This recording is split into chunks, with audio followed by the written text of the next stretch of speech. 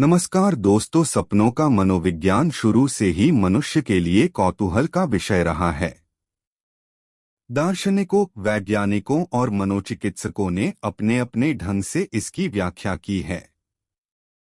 सपना आज भी शोध का रोचक विषय बना हुआ है। उसे अचेतन मन की भाषा मानते हुए भी अभी तक कोई निश्चित मत नहीं बन पाया है। हजारों साल पहले यूनान के दार्शनिक हिप्पोक्रेटस का मानना था कि नींद के बाद आत्मा शरीर से निकलकर यहाँ वहाँ घूमती है। उस स्थिति में वह जो देखती या सुनती है वही स्वप्न है। प्लेटो ने अपनी पुस्तक टाइमिमस में स्वप्नों को दैहिक एवं मानसिक लक्षणों की अभिव्यक्ति के रूप में बताया है।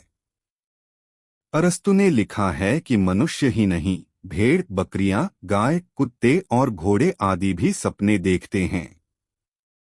स्वप्नों की पृष्ठभूमि में भी कहीं यथार्थ की परछाई रहती है। कई बार सपने बीते हुए कल तथा आने वाले कल की ओर संकेत करते हैं। पश्चिमी मनोविज्ञानी कार्ल जुग ने एक छात्रा का उल्लेख किया है जिसे सपने में मृत्यु का पूर्वाभास हो जाता है। वह देखती है कि वह मर चुकी है और कक्षा चल रही है। उसके पास कई मृत सहेलियां अगली बेंच पर बैठी हैं। कक्षा का वातावरण बहुत शांत और गंभीर है।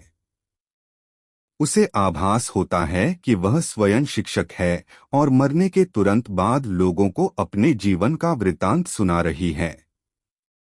अन्य लोग चाव से सुन रहे थे। बाद में उसका यह स्वप्न सत्य साबित हुआ। स्लिप एंड ड्रीम्स में श्री अरविंद एवं श्री मान ने एक यात्री का उदाहरण दिया है जिसे सपने में चेतावनी मिलती है। यात्री एक होटल में ठहरता है। स्वप्न में वह एक वेटर को उसकी अर्थी की ओर इशारा करता है और अंदर प्रवेश करने के लिए कहता है।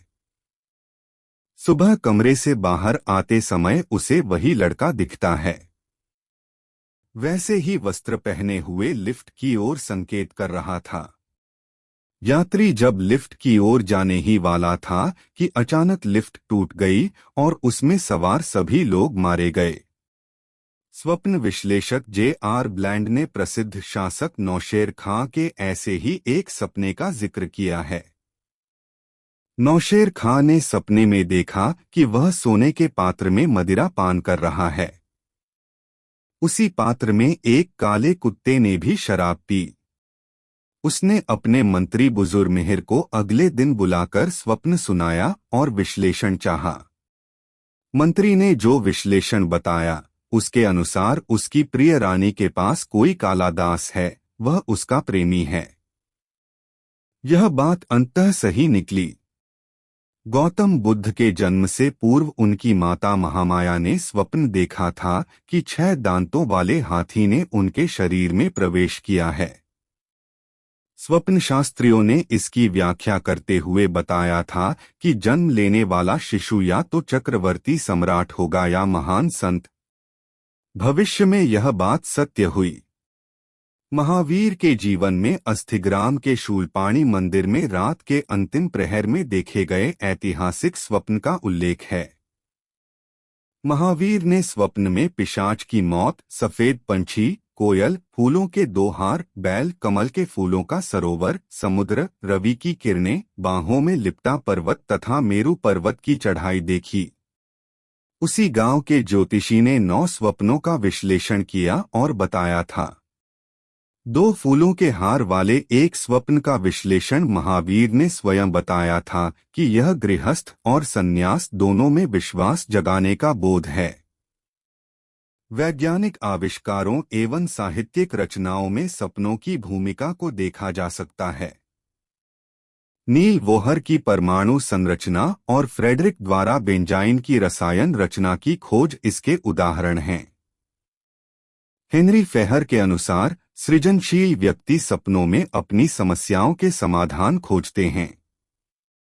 पटकथा लेखक जेम्स कैमरून ने स्वप्न से प्राप्त संकेतों के आधार पर ही अर्नाल्ड श्वार्ज़नेगर की प्रसिद्ध एक्शन फिल्म द लिखी थी। यह कहना उचित ही है कि सपनों का संसार जगत में अस्तित्व के गहन आश्चर्य और समाधान समेटे हुए है।